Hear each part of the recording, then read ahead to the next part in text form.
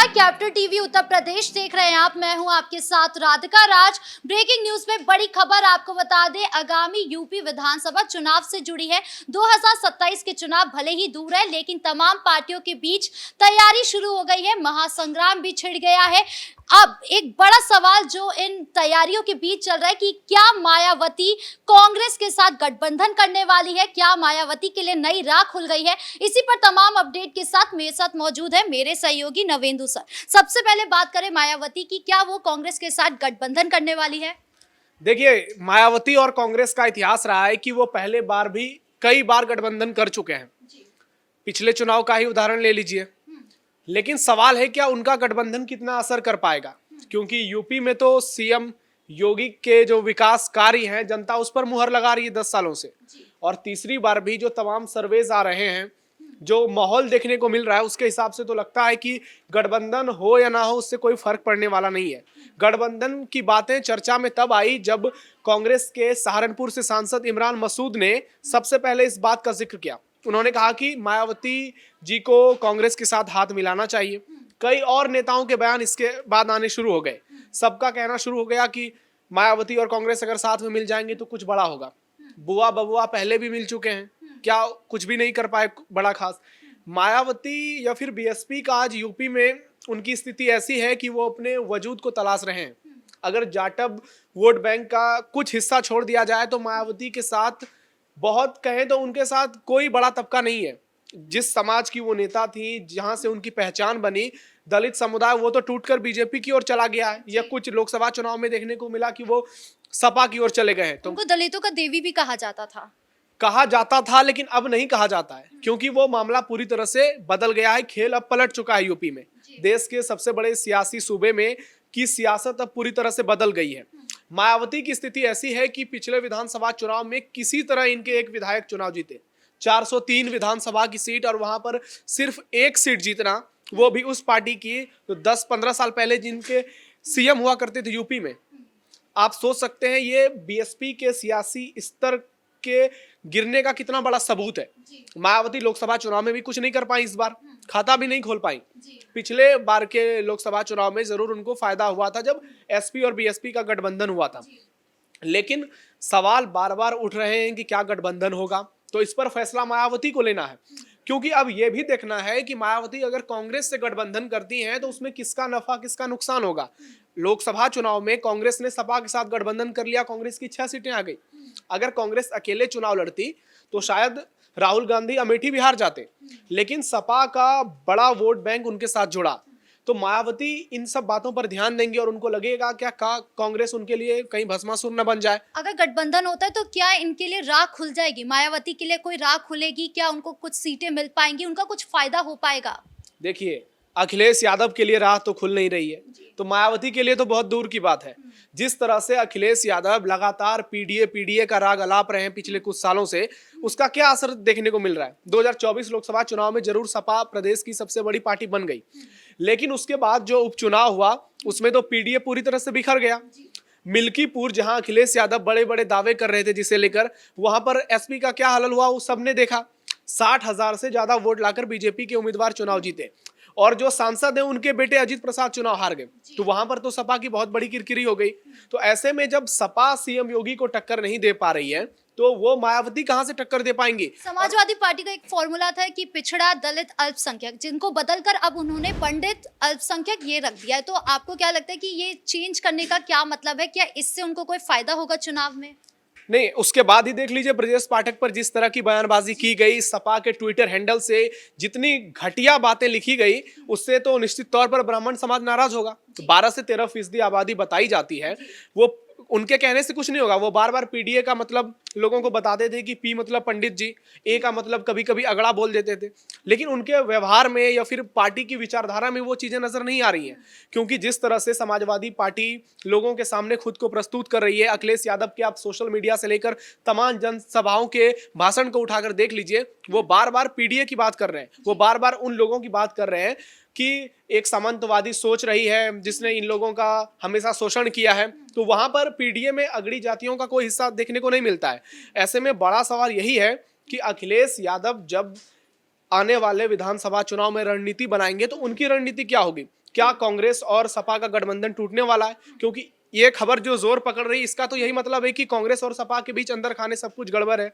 और ये देखने को मिला जब दिल्ली के चुनाव में, जब अखिलेश यादव ने खुले तौर पर अरविंद केजरीवाल को सपोर्ट कर दिया और वहां कांग्रेस अलग से चुनाव लड़ी, तो कांग्रेस की भी पोल खुल चुकी है, सपा की भी पोल खुल चुकी है। इंडी गठबंधन एक तरह से कहें तो उनका पर्दाफाश हो गया है और मायावती के साथ गठबंधन कर लें, इससे कोई फर्क पड़ने वाला नहीं है, क्योंकि जमीन पर इसका असर देखने को नहीं मिलता है। और अब मायावती क्या फैसला लेंगे ये भी देखने की बात होगी, क्योंकि आकाश आनंद की वापसी हुई है।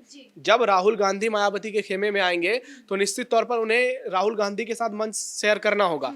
तो क्या मायावती इस बात को बर्दाश्त कर पाएंगी कि राहुल के नीचे रहकर आकाश आनंद प्रचार करेंगे?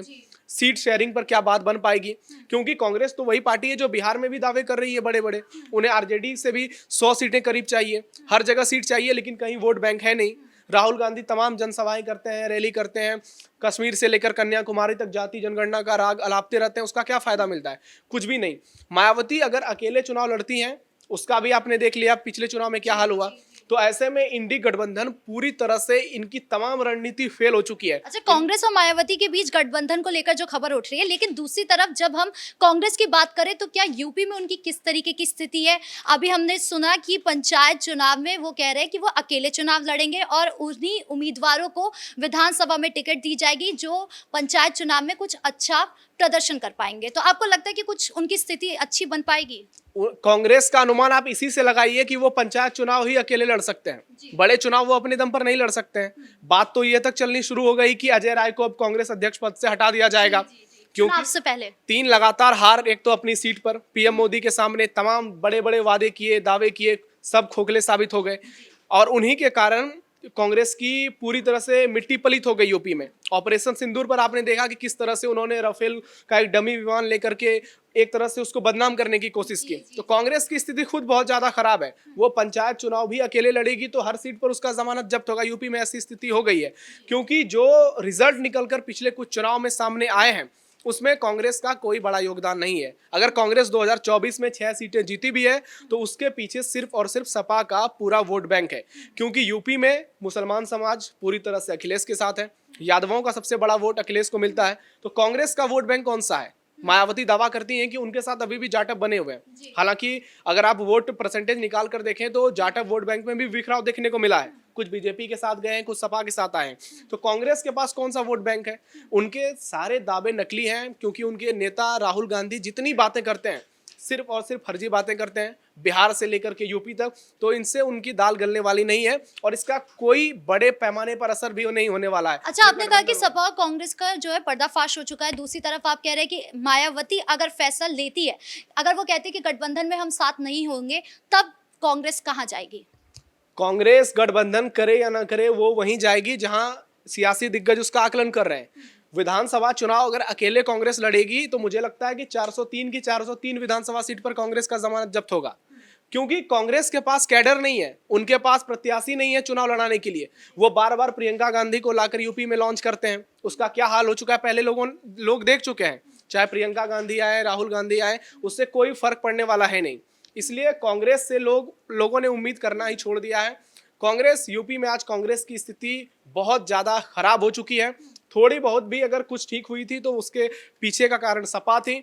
अगर अकेले कांग्रेस चुनाव लड़ेगी तो कांग्रेस ना घर की रहेगी ना घाट की रहेगी, और मायावती के साथ भी चुनाव लड़ेगी तो कांग्रेस का बुरा हाल ही होना है। अच्छा, भाजपा की बात करें तो भाजपा की क्या स्थिति है यूपी में? क्योंकि जिस तरीके से हम देख रहे हैं कि पार्टी काम कर रही है, चाहे विकास की बात हो चाहे हिंदुत्व की बात हो, वो हर तरीके से काम कर रही है। और दूसरी तरफ आज संजय निषाद का भी एक बयान सामने आया था जहां वो कहते हैं कि हम अकेले चुनाव लड़ेंगे। तो इसका कोई झटका उनको लगने वाला है या चुनाव में कुछ असर पड़ने वाला है भाजपा को? ये जो छोटे छोटे दल हैं एनडीए में, ये भी हर बार चुनाव से पहले ऐसे ही एक तरह से कहें तो हुंकार भरते हैं कि हम अकेले चुनाव लड़ेंगे। भाई अकेले लड़कर आप क्या हासिल कर लेंगे? एक सीट आपकी जीतने की हैसियत नहीं है बिना सीएम योगी के। तो ये सिर्फ और सिर्फ इसलिए ऐसे बयान दिए जाते हैं ताकि दबाव बनाया जाए, सीट शेयरिंग को लेकर एक रणनीति बनाई जाए। लेकिन दूसरी ओर सीएम योगी हैं, वो ऐसे बयानों को कभी कहते हैं सीरियस नहीं लेने वाले, क्योंकि उन्हें पता है कि संजय निषाद की कितनी हैसियत है, और भी दूसरे अनुप्रिया पटेल भी, और भी ये सारे लोग हैं। तो ये सिर्फ और सिर्फ बयानबाजी करते हैं, जैसे कि कांग्रेस सपा को लेकर और आरजेडी को लेकर बिहार में कर रही है। तो एनडीए का गठबंधन यूपी में बहुत शानदार है। सीएम योगी की अगुवाई में बीजेपी बहुत ऊपर है। तमाम सर्वेज आ रहे हैं, तमाम रिपोर्ट्स आ रहे हैं, उसके मुताबिक 2027 के चुनाव में बीजेपी को तो एज है, और उसका कारण है सीएम योगी का परफॉर्मेंस, सीएम योगी की कानून व्यवस्था, और जिस तरह से पिछले 10 साल में सीएम योगी ने अपना चेहरा बनाया है। कांग्रेस के पास यूपी में कौन सा चेहरा है? सपा के पास अखिलेश यादव तय ही नहीं कर पा रहे हैं कि उन्हें केंद्र की राजनीति करनी है या फिर प्रदेश की। कभी लोकसभा आते हैं, कभी विधानसभा जाते हैं। लोगों के मन में ये बात क्लियर है पूरी तरह से कि अगर वो बीजेपी को चुनाव जिताते हैं, एनडीए को जिताते हैं, तो उनके पास सीएम योगी का वो बड़ा चेहरा है जो हर चेहरे को टक्कर दे सकता है, जो सनातन की बात करता है, जो हिंदुत्व की बात करता है, उसके साथ साथ विकास और सुरक्षा की बात करता है। ये तमाम चीजें इन नेताओं पर, इनके वादों पर, इनके दावों पर, इनके मैनिफेस्टो पर भारी पड़ जाता है, जिसका खामियाजा चुनाव में इनको भुगतना पड़ता है। इस मुद्दे पर तमाम अपडेट देने के लिए आपका बहुत बहुत धन्यवाद। यानी कुल मिलाकर भाजपा ने तैयारी पूरी तरीके से कर ली है, चुनाव में उनकी तैयारी पूरी तरीके से हो चुकी है कि किस तरीके से उन्हें विपक्ष को हराना है और विकास को आगे लेकर जाना है। तो वही मायावती की बात करें तो मायावती ने अब वो कांग्रेस के साथ गठबंधन करती है या नहीं, ये देखने वाली बात होगी। आपको क्या लगता है कमेंट बॉक्स में जरूर बताएं। ब्रेकिंग न्यूज में इतना ही। कैमरा पर्सन कुणाल के साथ मैं राधिका राज।